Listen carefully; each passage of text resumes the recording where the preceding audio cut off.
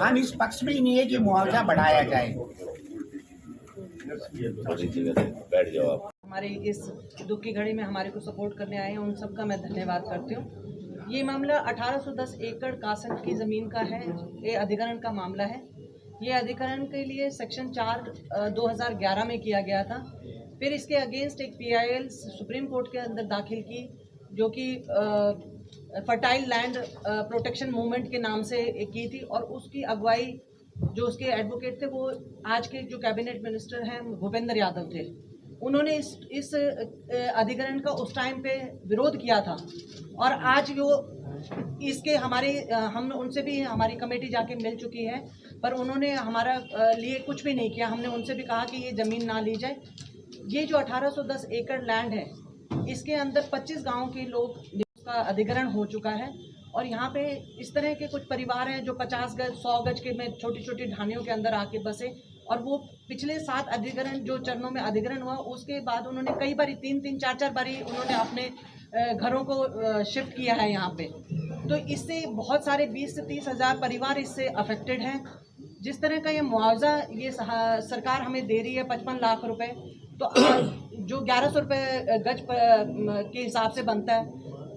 आज आप जाएं मानेसर के आसपास कहीं भी कासन या कहीं पे भी है जो कुछ भी नहीं है। जिसका 100 गज का मकान है, अगर उसको मुश्किल से 1 लाख रुपए का मुआवजा मिलेगा, बताइए 1 लाख रुपए में उसको कहाँ मकान मिलेगा। तो यहाँ पे बहुत लोग ऐसे हो जाएंगे जो मजबूर हो जाएंगे, जो बंजारों की तरह यहाँ से उनको अपने उठा के सामान को पता नहीं कहाँ वो 1 लाख रुपए में कहाँ जाके होंगे। तो उनके भविष्य का सवाल है। नौकरियां दी नहीं जाती हैं। 75% नौकरी की सरकार ने वायदा किया था कि भाई जो यहाँ से जो भूमि अधिग्रहण होगी जो फैक्ट्री के अंदर,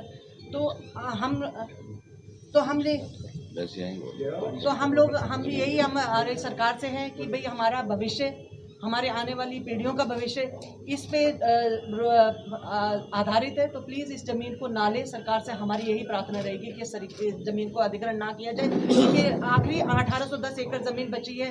पोल्यूशन इतना ज़्यादा हो गया, आप देख रहे हैं कि शहरों के अंदर सांस लेने की भी दिक्कत हो रही है। तो पोल्यूशन भी इतना ज़्यादा है कि ज़मीन कहीं खुली हवा कहीं नहीं है। तो हमारी सरकार से यही प्रार्थना है कि इस 1810 मुख्यमंत्री हमारा केवल इतना है, सरकार को कहने से, सरकार हमेशा लोक कल्याण के लिए होती, वेलफेयर के लिए होती, ना कि सरकार उजाड़ने के लिए होती। आज बड़ी दिक्कत हुई हमारे किसानों के साथ में। हमारे माननीय मुख्यमंत्री जी एक ऐसी छोटी बात कह गए हैं, अब भाई इस ज़मीन को तो मैं लेकर ही रहूँगा, मुझे कर्जा उतारना है प्रदेश का। क्या ये कर्जा इन किसानों के लिए लिया गया था? ये बहुत ही एक जो मुख्यमंत्री जो चुना हुआ प्रतिनिधि है उसके द्वारा इस तरह की बातें कहना बड़ा ही अशोभनीय है। और ये 1810 एकड़ जो ज़मीन है इन किसानों के पास, इसमें 500 तो घर भी बने हुए हैं जिसके अंदर 50-60 गज के घर मकान बने हुए हैं। उन लोगों को भी विस्थापित किया जा रहा है। एक तरफ तो हमारे प्रधानमंत्री जी, उसका गुलामी का प्रतीक नहीं है क्या? अगर हमारी ज़मीन अधिग्रहण करनी सरकार को वो बहुत ज़रूरी है, तो 2013 में जो पॉलिसी बनी थी उसके हिसाब से अधिग्रहण कर। मुख्यमंत्री जी से मिलिए, गुहार लगा ली। अब परसों की बात है, मुख्यमंत्री जी एक बात कहते हैं, भाई हम एक स्पेशल पॉलिसी लाएंगे।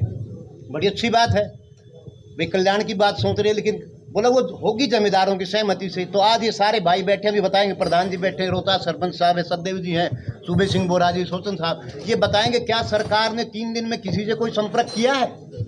अब 18 तारीख को एक महापंचायत कर रहे हैं हम लोग। सरकार अगर कल्याण का काम करना चाहती है तो कम से कम इन लोगों से संपर्क तो साथी भी क्या पॉलिसी बनाना चाहती है। हम जमीन नहीं देंगे बिल्कुल भी। अगर सरकार को बहुत आवश्यकता है तो उचित मुआवजा दे, जैसा कि हमारी डिमांड है, भाई 11 करोड़ प्रति एकड़ का मुआवजा दीजिए। इसमें आप लोग 2 नाव पे सवार हो रहे हैं। कभी आप कहते हैं कि जमीन नहीं देंगे, कभी आप कहते हैं हमारे को मुआवजा देंगे। आपका प्रश्न वाजिब है। कई बार क्या होता है, सरकार को अगर को बहुत जरूरी है डेवलपमेंट के लिए, हम ये नहीं कहते हमारा क्षेत्र में डेवलपमेंट हुआ है, अगर जमीनें नहीं बिकती, अधिग्रहण नहीं होता, डेवलपमेंट भी नहीं होती। अगर कोई बहुत जरूरी कोई ऐसा प्रोजेक्ट आना है जो सबके लिए जरूरी हो, प्रदेश हित में हो, देश के हित में हो, तो उसके हित के लेने पर ले ले, तो अगर मुआवजा उचित मुआवजा दे दे। आपको सरकार ने बताया है कि क्या प्रोजेक्ट ला रहे हैं? नहीं, कोई नहीं बताया सरकार। तो फिर आप कैसे मान सकते हैं कि सरकार? इसलिए तो हम कह रहे हैं ना, भाई जरूरी हो तो बताए ना। जैसे मुख्यमंत्री ने कहा है भाई स्पेशल पॉलिसी बनाएंगे तो बताए जमींदारों को। अब आप रोहतास, मैं रोहतास सरपंच गाँव खो। हम 11 साल से अपनी ज़मीन की लड़ाई लड़ रहे हैं, 1810 की और 1128 की, क्योंकि हमने ये निर्णय लिया था हम अपनी ज़मीन बिल्कुल नहीं देंगे। हमारी पहले 52,000 बीघा ज़मीन थी कासन के अंदर, जो कि 7,000 एकड़ पहले इंक्वायर कर ली सरकार ने कि 1810 का एक टुकड़ा बचा है और 1128 का एक टुकड़ा बचा है। तो इस पर 36 बिरादरी के परिवार रहते हैं। ये परिवार बहुत छोटे परिवार है, बेचकर अपने दूध बेचते हैं। मेरा तो कहना ये है कि भाई ये ज़मीन बिल्कुल सरकार ना ले, क्योंकि हमारा 20,000 का परिवार है, नहीं वो रोड के ऊपर आके बैठ जाएंगे, बिल्कुल मारन के लिए तैयार है, बर्बाद हो जाएंगे। और मैं तो ये कह रहा हूँ, कासन से मोकड़वास तक 3 किलोमीटर लंबा बांध बन रहा है, जो कि 400 किलो में पानी भरता है। और यहाँ पर जंगली जानवर बहुत रहते हैं, शेर भी रहते हैं, वहाँ पर चित्ता भी रहते हैं, और गाय भी नील को नहीं देंगे कि कुछ भी हो जाए। हमारे इसमें परिवारों को सबका 25 गांव गुजारा होता है, यहीं हमारा नाज पैदा होता है, सभी का यहाँ पर काम चलता है, सब अपने परिवार को पालते हैं। तो इसलिए मेरी 1810 एकड़ ज़मीन बिल्कुल नहीं देनी है, चाहे कुछ भी हो जाओ। दर्द में शामिल हुए हैं, इसके लिए आपका दिल से धन्यवाद। जो हमारा 1810 एकड़ का मैटर है, इसकी लड़ाई हम पिछले 11 साल से लड़ रहे हैं, लेकिन सरकार ने हमारी बिल्कुल अनसुनी अनदेखी कर रखी है। इससे पहले भी ज़मीन हमारी 7 चरण में सरकार एक्वायर कर चुकी है, और आज भी सरकार हमें उजाड़ने का काम कर रही है। सेक्शन 4 लगाती है 1894 के एक्ट से, सेक्शन 6 करती है सरकार। मुख्यमंत्री जी से 5 बार मिल चुके हैं, 2 बार चंडीगढ़ गए उनके मुख्यमंत्री आवास पर, 3 बार गुड़गांव में उनसे मिले हैं, लेकिन वो हमें मीठी बात करके छोड़ देते हैं। कभी कहते हैं आप अपने 1 एकड़ ज़मीन दे दो, 1210 गज का प्लाट ले लो। कभी कहते हैं आप 91 लाख का मुआवजा ले लो, 450 मीटर का एक प्लाट आपको देंगे, जिसकी कीमत 16,500 से लेकर 20,000 रुपये गज होगी। तो सारा पैसा हमारा को मिलेगा कितना, ब्याज लगा के 90 लाख, वो सारा प्लाट वापस ले लेंगे। हमारी ज़मीन हम ही प्लाट बेच रहे हैं।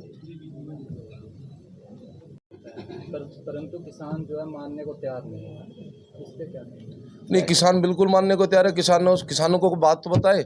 हमने अभी 31 तारीख को राष्ट्रपति जी के नाम इच्छा मृत्यु का सामूहिक आत्मदाह का अपना विज्ञापन दिया था। आज तक तो ना डीसी साहब ने, ना सरकार की तरफ से हमारे के कोई बात ही नहीं आई। सीएम साहब बोल के गए 4 दिन पहले, आज तक कोई भी नुमाइंदा हमारे से, अगर हमारी कमेटी का अध्यक्ष जी से हमसे आके मिला हो या किसानों से, अगर आपकी ये नई पॉलिसी बना रहे हैं 55 लाख रुपए का दे रहे हैं, हमें पॉलिसी समझाते हैं 1 एकड़ का प्लाट लो, 1 एकड़ अपनी ज़मीन दो, आपको 1200 मीटर लैंड पुलिंग में प्लाट दे दूंगा। वो कहाँ से देंगे, कहाँ देंगे, कुछ नहीं। हमारी ज़मीन 4840 गज, हमें 1200 गज का प्लाट। अभी कहते हैं आपका अवार्ड सुना दिया, सीएम साहब कहते हैं अवार्ड सुना दिया, जिसकी ब्याज लगा के राशि 91,30,000 रुपये है। आप एक 450 मीटर का प्लाट ले लो 1 एकड़ पे, एक आदमी को। अपने किसान नेता बना बुला रहे हैं, और हम जो हमारे दक्षिण हरियाणा के साथ, चाहे वो अहिरवाल का मैटर हो, चाहे वो किसानों का मैटर हो, या 1128 एकड़ का मैटर हो, हम उस दिन अपनी पूरी ताकत दिखाएंगे। सरकार हमारे को कमज़ोर समझ रही है, सरकार हमें किसी भी मतलब उसमें समझ नहीं रही है। दक्षिण हरियाणा की बदौलत आज हरियाणा में सरकार है, लेकिन उसके बावजूद भी हमारी सुनवाई नहीं है। आप कितने मुआवजे की मांग कर रहे हैं? अगर सरकार देती है तो आपको कितना मुआवजा? ऐसा है, मुआवजे की बात मैं बताता हूँ आपको। आपने पहले भी सवाल पूछा था, हमने एक दिन भी इसमें मुआवजे की मांग, तब हमने कहा था सरकार से कि जो हमारी ढाणियाँ हैं, जो हमारी नई आबादी बसी हुई है, उनको छोड़ के अगर आपको ज़मीन चाहिए तो आप 11 करोड़ रुपए का मुआवजा दे दो, हमारी ज़मीन ले लो। लेकिन उस दिन भी सीएम साहब के कहने से कंडीशन बात थी वो, अगर आपको इस ज़मीन के बगैर गुजारा नहीं होता है तो, वरना हम अपनी ज़मीन देने को तैयार ही नहीं है। राजेश पायलट उसका, उनको भी उन्होंने कहा जी इसमें सुप्रीम कोर्ट का मैटर, हम इसमें कुछ नहीं कर सकते, जबकि इसमें सुप्रीम कोर्ट का कोई मैटर ही नहीं है। अगला कार से लगा कर देख ली। सरकार को चीफ मिनिस्टर बहुत सीधा साधा एक व्यक्तित्व है, उनके चारों तरफ जो टीम है उनको बार बार कहती है कि सुप्रीम कोर्ट का आदेश है, जबकि ऐसा कुछ नहीं है। कमेटी बनाओ और जितना भी वो चाहे छोड़ सकते हैं, मुआवजा बढ़ा सकते हैं, वो अलग मैटर है। 18 तारीख को जो महापंचायत हम पंचगांव चौक पे करने जा रहे हैं, उसकी कवरेज आप करें। हमारी बात को आप लोकतंत्र की 5वां पैर, चौथा पैर जो कुर्सी का होता है, चौथा पैर आप, तो हमारी बात को शासन, प्रशासन और मुख्यमंत्री साहब तक पहुंचाए और हमें न्याय दिलाया जाए, क्योंकि कम से कम 2011 में कम परिवार थे वहाँ बसापत, उसके बाद वहाँ 2000 परिवार बस गए, 2000 परिवार वहाँ बस गए, और 2 कनाल कहीं 4 कनाल इस तरीके की ज़मीन है। और मैं आपके माध्यम से एक बात ज़रूर आज कहना चाहूँगा, चिंगारी को आग बनाने के बाद ये मान के चलो कि भारतीय जनता पार्टी से किसी दल का भी सहारा ले ले, अगर दक्षिणी हरियाणा की ये ज़मीन नहीं बचे तो ये मान के चलो कि इसको सत्तारूढ़ ये दल नहीं हो सकता। या आज मैं एफिडेविट देने के लिए तैयार हूँ, या हम राजनीति से किनारा कर लेंगे, समाज से भी किनारा कर लेंगे। मैं तो आपके बीच में कह रहा हूँ ये बात, अगर ये ज़मीन नहीं बचती है ये लोग सत्तारूढ़ नहीं होंगे। यहाँ पर ना इनका मेंबर पार्लियामेंट जीत सकता है और ना ये यहाँ से विधायक निकाल सकते हैं, क्योंकि 4 या 6 जिले देश वालों के हैं, झज्जर, रोहतक, सोनीपत, जींद और वो साइड सारी, जहाँ पर मुख्यमंत्री जी का हेलीकॉप्टर भी नहीं उतरने दिया। वहीं हमने उनके साथ खड़े होकर के हमारे लोगों ने किसान आंदोलन के अंदर ना रोड जाम होने दिए, ना हमने सिस्टम को बिगड़ने दिया और मुख्यमंत्री के हाथ मजबूत किए, सरकार के हाथ मजबूत किए। अगर यही नाम इन्होंने वापस नहीं लिया तो ये मान के चलो कि सत्तारूढ़ दल कोई और होगा। तो हमारे साथ न्याय हो अन्याय हो ये तो मैं कह नहीं सकता, पर ये हमारी आखिरी लड़ाई होगी। हम अनुशासन में रहने वाले, हमारा तो भाई साझा है और मैं आज भी अनुशासन में भारतीय जनता पार्टी के नेताओं का भी सम्मान करता हूं। उनसे इस मंच के माध्यम से, पत्रकारों के माध्यम से न्याय मांगने आए हैं। न्याय मांगना कोई अन्याय नहीं है, किसी से न्याय मांगना कोई गलत बात नहीं है, किसी का खिलाफत नहीं है।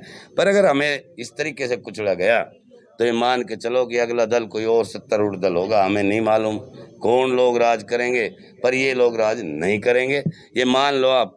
क्योंकि आप देशवाड़ की 30 सीटें निकाल दें, 30 या 30-35 सीट निकाल दो, 40 कोई और दल भी वोट लेंगे। ये जो 30 सीटें हैं फरीदाबाद से भिवानी तक, मान के चलो मेंबर पार्लियामेंट कौड़ियों के भाव में जमीन लेके और आप उसको अरबों रुपए में दें, ये सबसे बड़ा ज्ञान मंत्रणा का विषय है।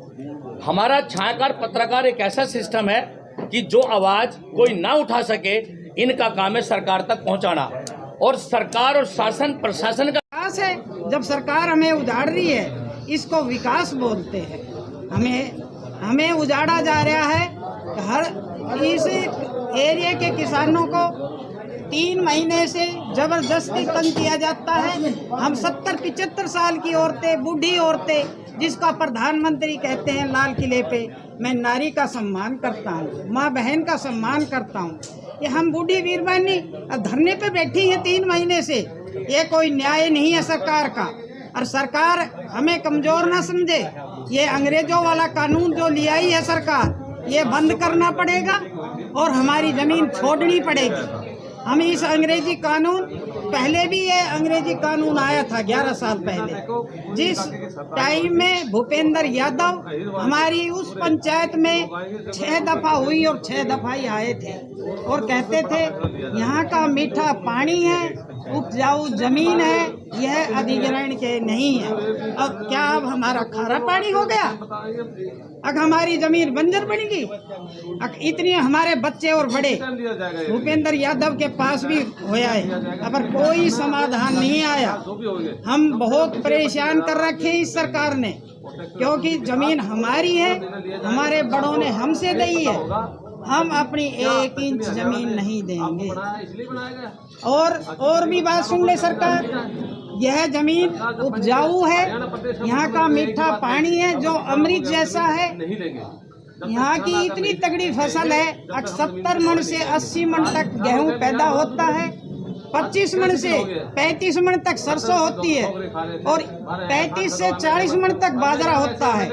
हमारी हर फसल तगड़ी होती है। हमारे पास पशु हैं, हमारे पढ़े लिखे बच्चे हैं, जो कि अगर जो वो जोर देता तो शायद सरकार बिल्कुल नहीं आती आगे। अब वह बिजनेस का काम कर रहा है।